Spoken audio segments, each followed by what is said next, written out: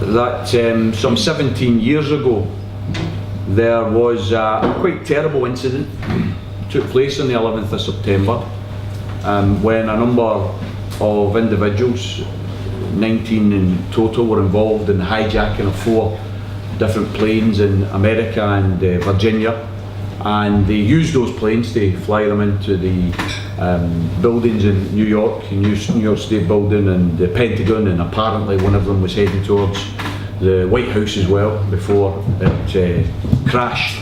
And ever since then, that particular event and this particular day has been shortened to 9/11. So whenever you hear people talking about 9/11, you assume that that's what it's in reference to. And there is absolutely no doubt that that was a very, very brutal and tragic day. And what happened that day was inexcusable. Inexcusable. But all I'm going to argue tonight, not inexplicable. And there's a difference. Because what I want to do tonight is to reclaim 9/11. Not in any way to sully the memory of the 3,000 men, women and children who died 17 years ago in New York and Virginia. But to demand that when we talk about 9/11, we also remember the 60,000 victims of the brutal and bloody military coup that took place on the 11th of September 1973 in Chile. Many of you who are of a particular age, probably over 50, 55, you will have a recollection of sorts of what happened in 1973 in Chile. Tragically, those under 30, it will be, unless they've done their own research, they'll not have a clue what happened in that fateful day. And what I want to do tonight is to try and give you a flavour of what happened and the events surrounding it, in order to encourage you to then say, I'm going to find out more about that. I'm interested in that. That's got some lessons for us today, and it's worth reading more. In other words, tonight's meeting's not about the be-all and end-all of Chile 1973. You have got fantastic books. This is one of the best I've ever come across, the Salvador Allende Reader. If any of you are interested at all in educating yourself in Chile, please read this. It's an absolutely fantastic anthology of facts and statistics, papers that have been released from the State Department in America to show everything in here is absolutely backed up with the documents to show exactly what America was involved in relation to 1973. And then a smaller wee book that's got a couple of editions. And this was the edition I had of a couple of years ago, which was before 2001, and this is the one that came out after 2001. And this is just a wee anthology of the memories of some of those who were involved in supporting the Popular Unity government of Salvador Allende and the introduction of a new society in Chile. The background of Latin and South America is probably familiar to you because it's full of poverty and inequality, it's full of exploitation, it's full of rich natural resources that are exploited by big American companies and other Western countries from France and Britain. The truth is that any time Latin and South America tried to liberate itself from the imperialism of the United States or France or Britain, any time it tried, it was invariably crushed. And they were always encouraged. They were always encouraged in Latin and South America. They were always encouraged to go down the democratic road to change. They were always encouraged that the way to introduce change is to have democracy. And if you want change, then vote for it. In 1954, there was a government in Guatemala under a very popular President Arbenz. And they voted for the Guatemalan socialist program. They voted to have radical change introduced that would redistribute wealth and give to those who create the wealth, the workers, the fruits of their labour. But the United Fruit Company was the biggest company in Guatemala at that time, American-owned company, and the American government didn't fancy this socialist stuff, even though Arbenz was voted in, and a very brutal military coup was organised, supported and arranged by the Central Intelligence Agency of America, and Arbenz and the Guatemalan socialists were drowned in a bath of blood. Then, similar period, and there was a different type of revolution. 1959, some of you will be aware. Some of you will be aware of the names of Fidel Castro and Che Guevara. You'll be aware perhaps that a wonderful story that should inspire us all, because there was a movement in 1956 in Cuba led by a 26-year-old aspiring lawyer called Fidel Castro, who on the July the 26th of that year tried to overthrow the military dictatorship that was in charge at that time. They were unsuccessful, and Fidel Castro and others were rounded up and imprisoned, and they tried him for treason, and he made a wonderful speech from the dock, and he entitled that speech, "History Will Absolve Me," because in the course of his speech he made the point that the reason he was involved in the attempt to overthrow that military dictatorship was because of its brutality, because of the inequality, because of the poverty that was caused across Cuba, because of that government supported directly by America. Cuba in those days was effectively the whorehouse of America. Whorehouse and gambling den. That's what it was used for by rich Americans. And eventually, after popular uprisings, Fidel Castro was released and exiled to Mexico. And I tell you this story only because people might not be aware, but he never met Che Guevara until he was in Mexico. And he met Che Guevara in 1958 when they were planning to re-enter Cuba and start the Cuban Revolution.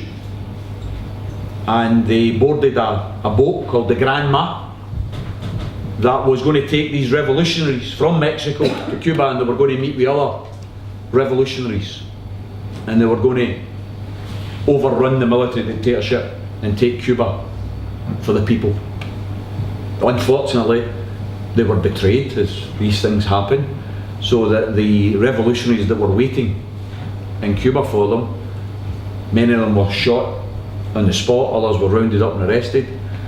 But also what they didn't take into account was how bad the water could be. And the Granma ended up going on to rocks. Didn't sink completely, but the 100 revolutionaries that landed, most of them were either killed in the sea or murdered by the troops who were waiting for them. And the moral of this story is there was only 12 survived. 12 survived in 1958, and Fidel Castro rounded up the 12 of them and said, we're going to go to the Sierra Maestra mountains and we're going to begin the Cuban Revolution. And of course, some people who listen to that story would laugh. 11 months later, after guerrilla warfare across the whole of Cuba that was supported by the Cuban people, they marched into Havana on the 1st of January 1959, having been victorious in securing that revolution. At the time was a democratic revolution. Fidel Castro never called himself a socialist in those days. It was only after America blockaded him and tried to crush him that he realised the only way to build a free Cuba was to build a socialist Cuba. And Fidel Castro was very successful until 1961, when there was an invasion of Cuba. An invasion sponsored by, guess who? America. who wanted to overthrow the Castro government, called the Bay of Pigs invasion. And it stands in history as one of the very few American invasions that were actually repelled and defeated. It was wonderful that Castro and Che Guevara did. They traded the prisoners that they'd caught for prisoners in Cuba and in America, and got Cubans released from America in exchange for the prisoners they had taken after the Bay of Pigs fiasco. All of that is meant as a prelude to what then happens in Chile. Throughout the 50s,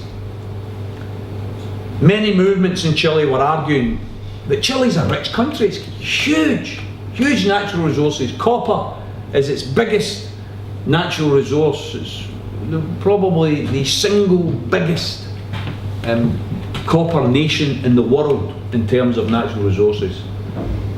But Anaconda Copper, which is a massive American company, owned most of it and exported most of it and paid very poor wages, and therefore poverty was very prevalent across the whole of Chile at that time. And there was movements, communists, socialists, Democrats, saying, look, we should have a better distribution of wealth.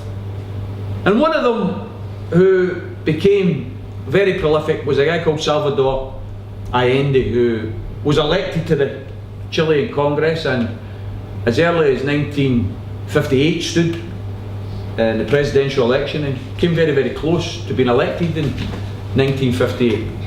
But he was defeated, and in the next election, 4 years later, in 62, the Americans had been alerted to this guy Allende, so they spent millions and millions supporting the opponent, Edward Frey, who was a so-called centrist, right Democrat, and they backed his campaign to help millions and millions, and Salvador Allende was defeated. But he kept fighting, and he was convinced that the way to win in Chile was to unite the left. Great lesson for us. He recognised that while the socialists were backing their candidate and the communists were backing their candidate and the trade unionists were split about who they were backing, he recognised that the right wing would always win. So what he argued was that we should have a popular unity front.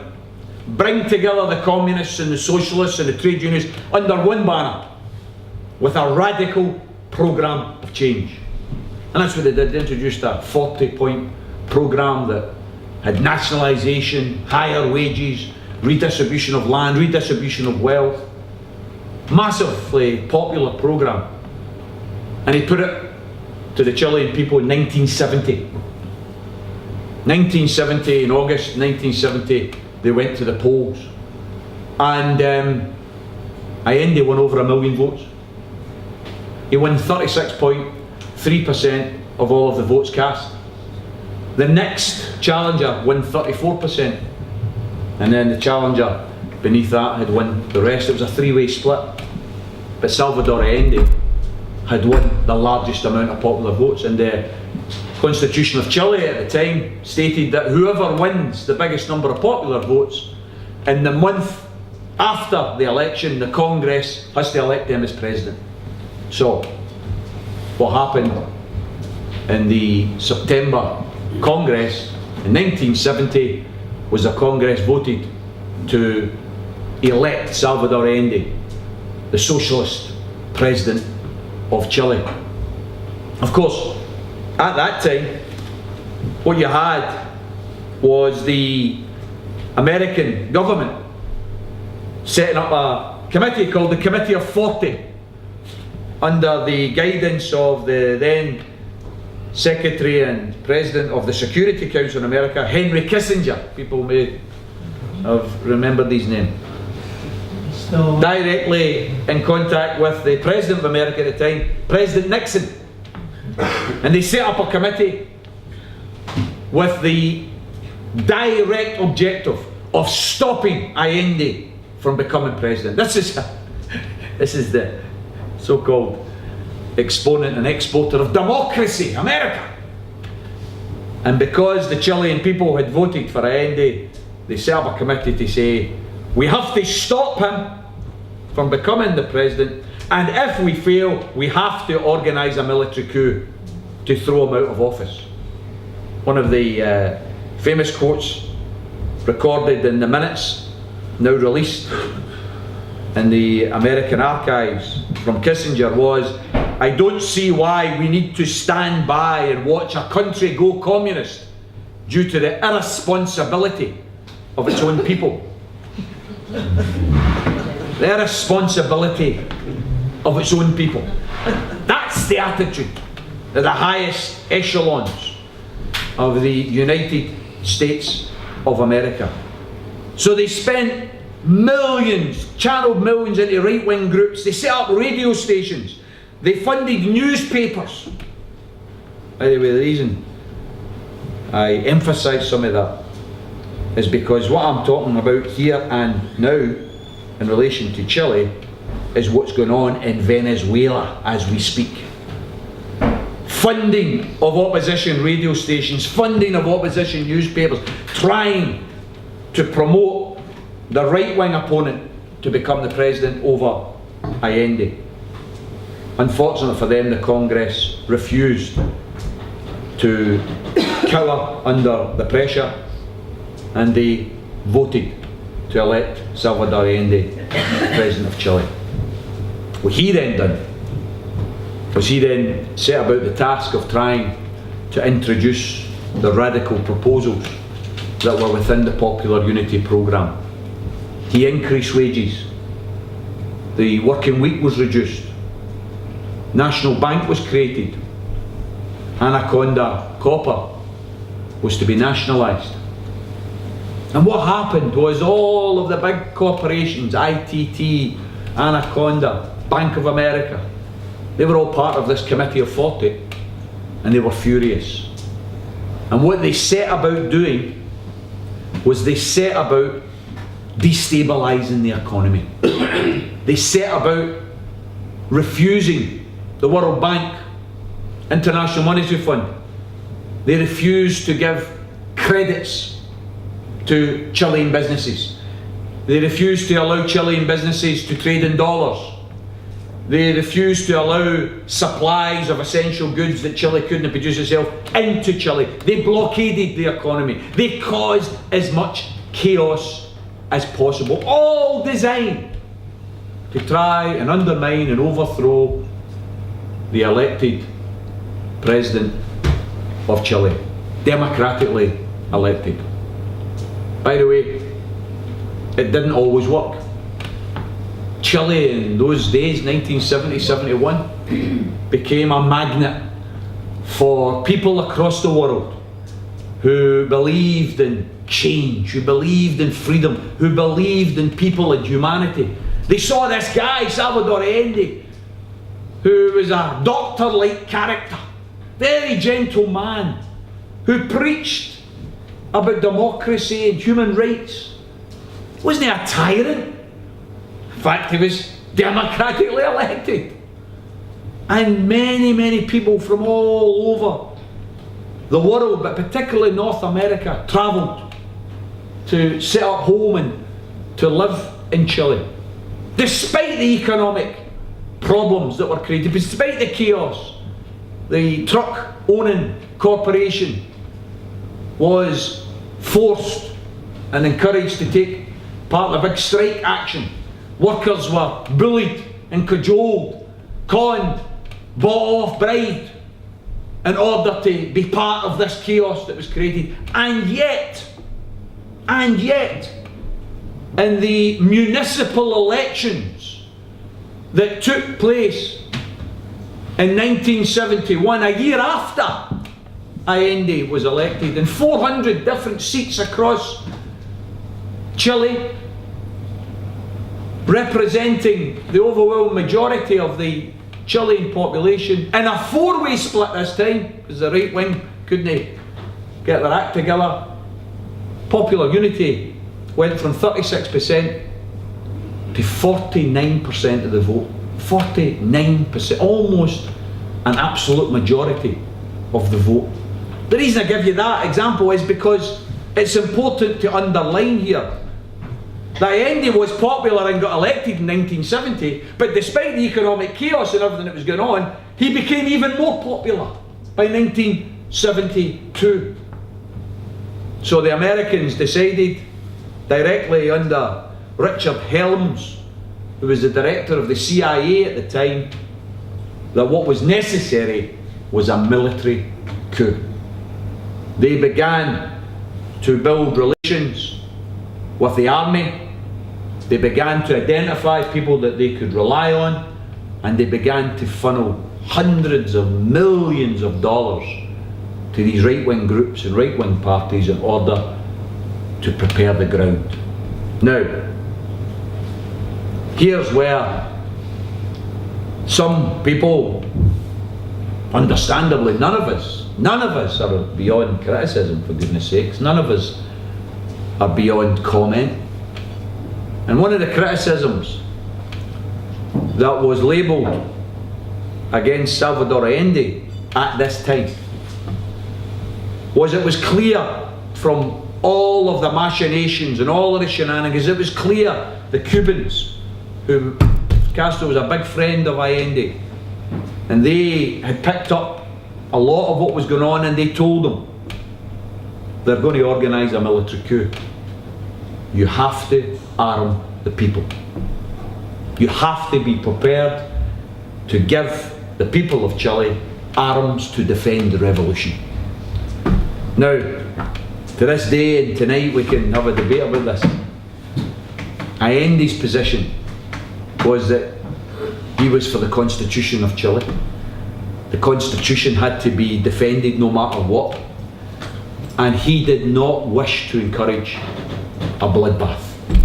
He did not wish to encourage military conflict. He did not wish to see innocent lives lost. And I'm at pains to try and see both sides here, because he was a man of peace. He was a man of humanity. He was a gentle individual, and I can understand where he was coming from. But you know what, at the same time, I've also got to recognise that what happened couldn't have happened, or could have probably been prevented, if the people of Chile had been armed and able to defend themselves.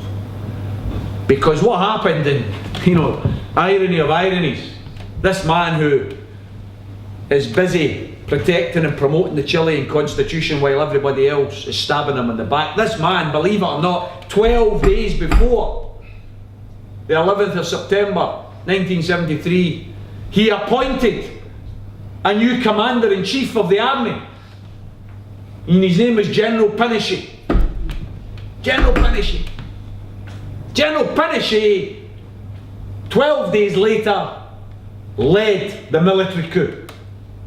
A military coup that had been talked about, had been predicted. Everybody was sure it was going to happen, they just didn't know when. And on the morning of 11th September 1973, Allende got communications to say that the army had revolted, that a coup was underway, and that all across Chile the previous evening, socialists, communists, trade unionists were rounded up, arrested. Many of them were killed on the spot, others were taken away for interrogations. What ensued in that day was the might of the Chilean army was used to turn its tanks and its guns on places like Santiago University, because the universities in those times were hotspots for support for Allende, students, young people. I should have said, actually, it's an important point to make. That 49% that Allende got in 1972, significant increase in what he got in 1970. What happened in 1972 for the first time in Chile's history? 18 and 21-year-olds were allowed to vote. 18 to 21-year-olds had never been allowed to vote, but they were allowed to vote in 1972. That's one of the significant reasons behind the increased support for popular unity. The morning of 11 September became clear that the military were now prepared to brutally repress anybody that supported Allende and his government. Some of his own defenders at La Moeda Palace, the presidential palace, some of them actually gave up and joined the coup. Some of them obviously thought that the odds weren't very good. But Allende had a sort of a loyal band of about 30 to 40 lieutenants and members of staff, and they stayed within the presidential palace. And Allende was offered safe passage, because obviously the Americans didn't want the blood of an elected president on their hands, because that didn't look good. Much better if he was forced to flee and then you put out in the press, oh, this was a popular uprising and this president was a badging and that's why he left. Much better. That's a greater narrative, isn't it? That's a great story.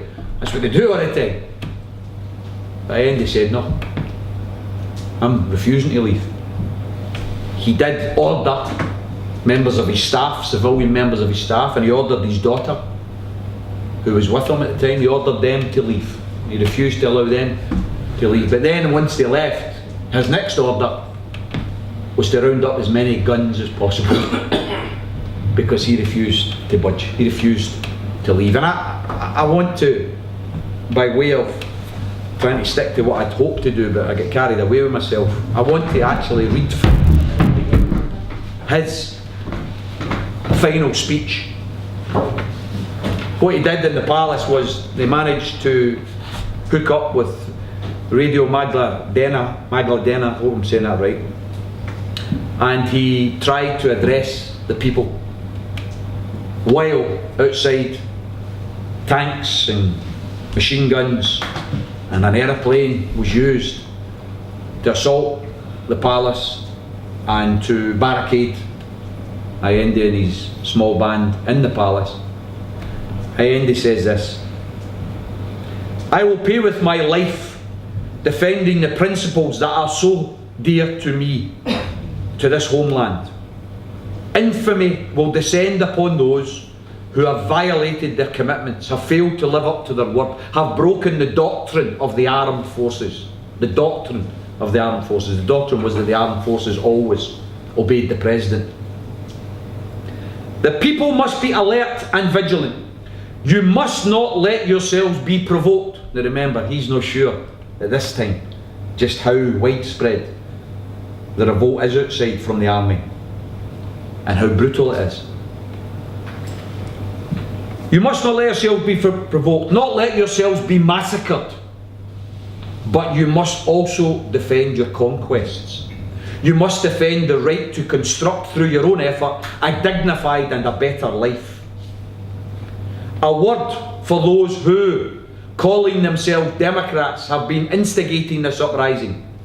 For those who, saying they are representatives of the people, have been confused and acting stupidly to make possible this step that flings Chile down a precipice. In the name of the most sacred interests of the people, in the name of the homeland, I call to you to tell you to keep faith.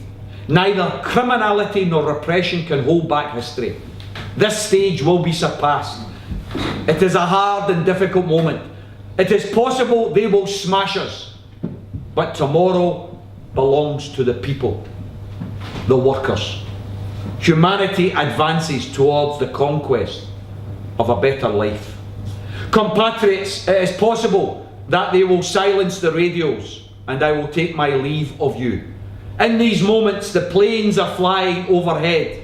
They may riddle us with bullets, but know that we are here, at least with this example, to show that in this country there are people who know how to meet their obligations.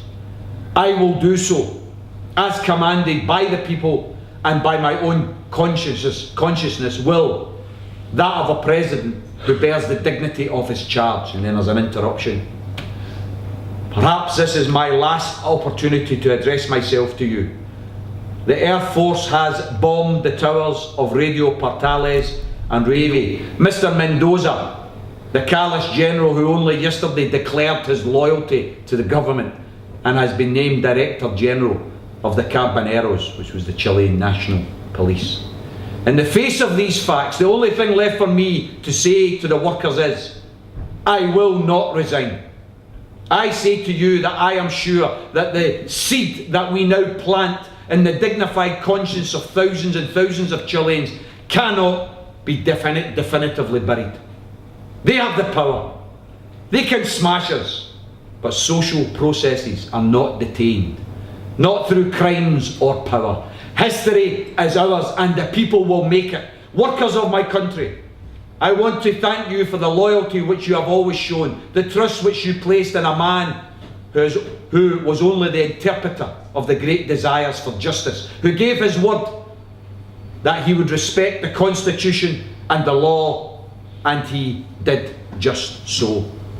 In this moment of definition, the last thing I can say to you is that I hope you will learn this lesson. Foreign capital and imperialism, united with reactionary elements, created the climate for the armed forces to break with the tradition. General Schneider and Commander Araya, who belong to that tradition, are now victims of the same social sectors that now are in the homes, and now are in their homes waiting to take power to continue defending their huge estates and their huge privileges. I address myself above all to the modest women of our country, to the peasant women who believed in us, to the working women who worked harder, to the mother who knew of our concern for her children. I address myself to the patriotic professionals of our land, to those professionals who were working against the sedition carried out by the professional class-ridden schools that defend the advantages capitalist society gives them.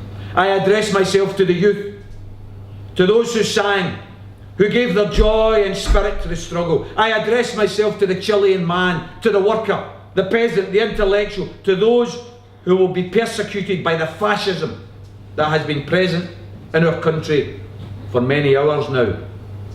Those terrorists who have been blowing up bridges, cutting railway lines, destroying oil and gas pipelines in the face of the silence of those who have had the obligation to raise their voices.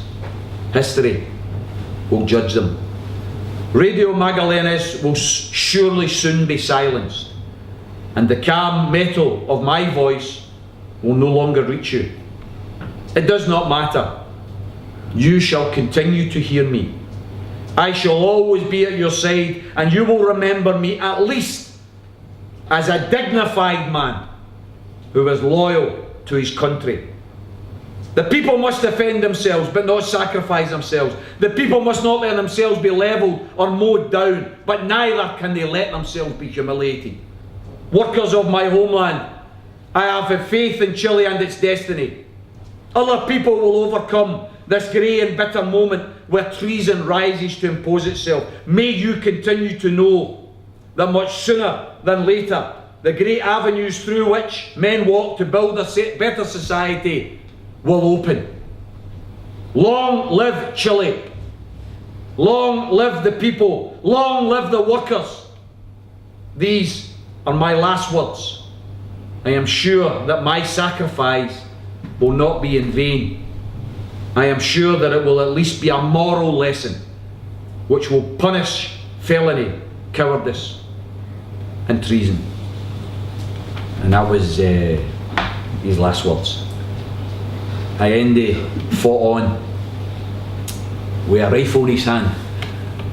A rifle which, ironically enough, something that was used in the days after this coup to blacken the name of his defence, a rifle that was donated to him by Fidel Castro, an AK-47 that he refused to let go of despite being injured. He continued to shoot until his body was riddled with bullets. That's how Salvador Allende came to his end. He wasn't the only one, sadly. Sadly, many others came to even worse ends and even more painful ends. People like Victor Jara, who I'm going to talk about for a moment. And I do this by way of illustration because I could talk about 60,000 people. I'm going to use this example to illustrate what was going on. Victor Jara, for those who are not aware, was a songwriter, a poet, a communist, and a brilliant academic who taught at the University in Santiago. Victor Jara's songs became the hymns of popular unity. He wrote songs which became the mood and became the spirit of the movement for change. He was, without any exaggeration, a folk hero. Victor Jara, on the day of 11 September, had been getting messages from Communist Party officials to the effect that something was going on and that he should be careful and that he should consider going into hiding, he should leave his house. Victor Jara's response was to go to his work, was to go to the university, because he said he wanted to go and try and organise the forces of resistance, and he knew that the forces of resistance would more likely be at the university. So he went, he never ran, he went to the university. Victor Jara was in the university when it was bombed, almost demolished, and eventually he and thousands of others were rounded up and taken to the stadium that used to be used for sporting events, was now used as a makeshift prison by Pinochet and the army. And Victor Jara was a well-known face, and I want to read to you from this anthology something from his wife, Joan Jara. Joan, in this wee anthology, which I couldn't recommend more to you, Joan tells a story about what happened to her this day. She describes 11 September and how she was desperately trying to get Victor on the phone, and she describes Victor phoning to say, "Don't worry, it's okay, I'll be okay." At the time, the university was surrounded by the military, but he didn't want Joan to know that, he didn't want her to be frightened, he didn't want her to be scared. So he tells an account of those final hours of his life, and Joan tells what he said. And then what she does, over the weeks and months that follow, Joan gets given accounts of Victor Jara's last hours on this earth by some of the people who managed to survive in Santiago Stadium, who saw Victor Jara and gave the accounts of how he spent his last moments. And Joan writes about that in this anthology as well. And if you read it and don't cry, it's because you've got glass eyes and a cold heart, because it's a story of beauty and a story of love and a story of affection, and I couldn't recommend it more highly. But here's just an excerpt. This is Joan, who's pieced together all of these accounts. The next day, Friday, September 14th, the prisoners were divided into groups of about 200, ready to be transferred to the National Stadium. It was then that Victor, slightly recovered, asked his friends if anyone had a pencil and paper, and he began to write his last poem. This guy's been battered to a pulp at this stage. Wants a bit of paper to write his last poem. Some of the worst horrors of the military coup took place in the Estadio Chile in those final days before it was visited by the Red Cross, Amnesty International, or representatives of foreign embassies. In spite of legal proceedings and inquiries by lawyers, I have never been able to discover the names of the officers who were in command of the Estadio Chile. Please remind me to come back to that. Thousands of prisoners were kept for days, with virtually no food or water. Glaring spotlights were focused on them constantly so that they lost all sense of time and even day and night. Machine guns were set up all around the stadium and were fired intermittently, either at the ceiling or over the heads of the prisoners. Orders and threats were blared over loudspeakers. The commanding officer was a corpulent man, and only his silhouette could be seen as he warned that the machine guns we nicknamed Hitler's saws because they could cut a man in half and would do so as necessary. Prisoners were called out one by one, made to move from one part of the stadium to another. It was impossible to rest. People were mercilessly beating with whips and rifle butts. One man who could no longer bear it threw himself over the balcony and plunged to his death among the prisoners below. Others had attacks of madness and were gunned down in full view of everybody.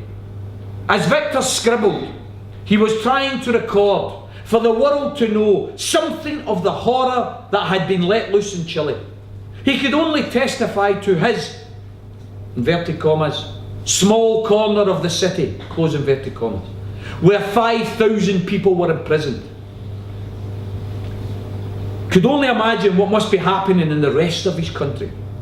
He must have realised the monstrous scale of the military operation, the precision with which they had been prepared. In those last hours of his life, deep roots of his peasant childhood made him see the military as midwives, whose coming was the signal for screams and what had seemed to him as a child unbearable suffering. Now these visions became confused with the torture and the sadistic smile of the man known as the Prince. But even then, Victor still had hope for the future, confidence that people were stronger in the end than bombs and machine guns, and that as he came to the last verses for which he had already had music inside him, how hard it is to sing when I must sing of horror, he was interrupted. A group of guards came to fetch him, to separate him from those who were about to be transferred to the National Stadium. He quickly passed the scrap of paper to a compañero. We would call him a comrade, Spanish for compañero, who was sitting beside him, who in turn hid it in his sock as he was taken away. His friends had tried, each of them, to learn the poem by heart as it was written, so as to carry it out of the stadium with them. They never saw Victor again. In spite of the fact that large numbers were transferred to other prison camps, the Estadio Chile remained full because more and more prisoners were constantly arriving, both men and women. I have two more glimpses of Victor in the stadium, two more testimonies. This is Joan writing. A message for me brought out by someone who was near to him for some hours, down in the dressing rooms, converted now into torture chambers. A message of love for his daughters and me. Then, once more, being publicly abused and beaten, the officer nicknamed the Prince, shouting at him on the verge of hysteria, losing control of himself. "Sing now if you can, you bastard!" And Victor's voice, raised in the stadium after those 4 days of suffering, to sing a verse of the popular unity hymn, Vencemos.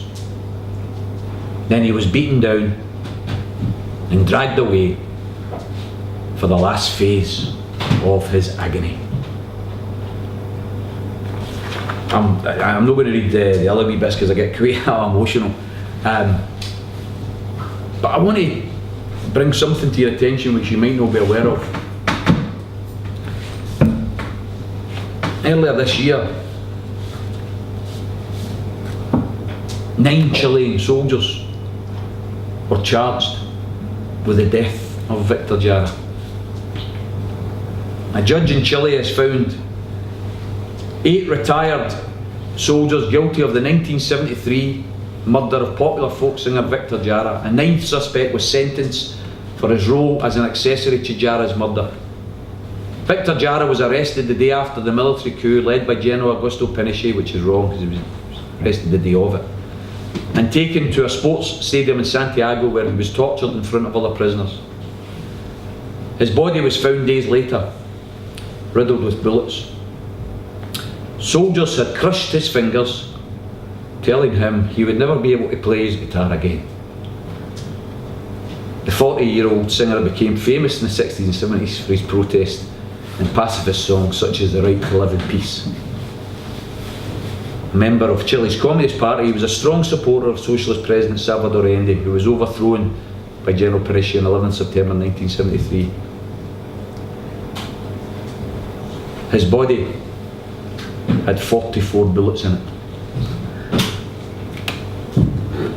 That's the brutality of the United States of America supporting and aiding the military coup in Chile.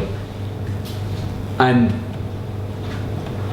I don't want to read the whole of this, but I have to bear homage to his fine friend Fidel Castro, who addressed 100,000 people in Havana and celebrated the life of Salvador Allende after the military coup. And he said this: "Our premonition in giving the president that rifle," this is the rifle that he died with in his hand, "was correct. No rifle has ever before been used by such an heroic, constitutional and legitimate president. No rifle has better defended the cause of the poor, the cause of the Chilean workers and farmers." And here's the key: if every worker and every farmer had a rifle like it in their hands, there would never have been a fascist coup. This is the great lesson which revolutionaries should draw from the events in Chile. Now, some people will disagree with Fidel in that, and as I said earlier, I understand why Salvador Allende refrained from arming the population. But the truth is, without it, he was defenceless, as were the communists, the socialists and the trade unionists, who were crushed under the iron heel of General Pinochet, supported and financed by the United States of America. Brothers and sisters, I'm sorry I was a bit emotional, but you know, these are real people we're talking about, and these are people who hold the same views as me as a socialist and try and promote love and peace and human solidarity. And this is the type of thing that happens when you try and fight for a better life. And what irks me so much is that the term 9/11, put it in your Google search and it will come up, 2001, New York State Building. You'll have to search for ages till you find any reference to Chile and what America sponsored in Chile. And that's why these people should never ever be allowed to claim any labels of democracy or freedom. They say that they're entering other countries. There's a book by William Bloom called The Rogue State. It documents in absolute meticulous detail the role of the United States of America since the Second World War. The 31 different countries that America has bombed since 1945. The 32 different countries that America has sponsored brutal military coups in, including Chile, since the Second World War. We as socialists in solidarity, we prefer to call things by the right name. America is not a paragon of virtue and democracy. America is a promoter and export of terror. America is the single biggest rogue state on our planet, is the single biggest threat to peace and coexistence on our planet. And we should not be afraid to point that out, despite the fact that we as human beings have enormous sympathy for the men and women that lost their lives 17 years ago in 2001. We don't allow that to erase from our memories the 1 million in Afghan and Iraq who lost their lives as a result of that atrocity, despite having nothing to do with it. Despite having nothing to do with it. If we adopt the eye for an eye philosophy, then we're all going to end up blind. And it's going to be a very bleak and dark existence.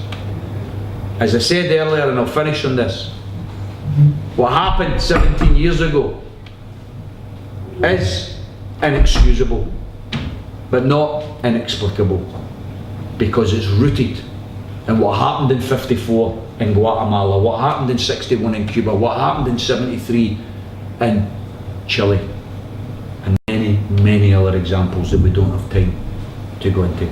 So, sorry I've taken up so much time. I had hoped to do some more wee readings, but I got a wee bit emotional there.